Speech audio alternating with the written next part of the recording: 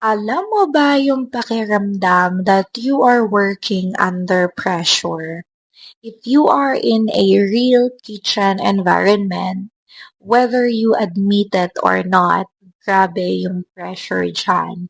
And not only on that environment, if you are working on a BPO industry, especially those who's under telco accounts, solid din yung pressure sa ganyang accounts. And while I'm making this cake, sobra din yung pressure ko kasi I need to finish this cake within 2 hours. Like, nag-deal kami ng client 8:30 in the morning. Actually, dun lang siya nag-down payment.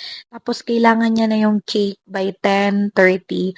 I am actually the one who set the time na kailangan ma-pick up niya na yung cake ng 10:30 a.m. or unless it would be at night na because I need to travel to Manila to meet some friends. And iyon yung isa sa mga naging birthday wishes ko to actually meet friends na matagal ko nang hindi na-meet.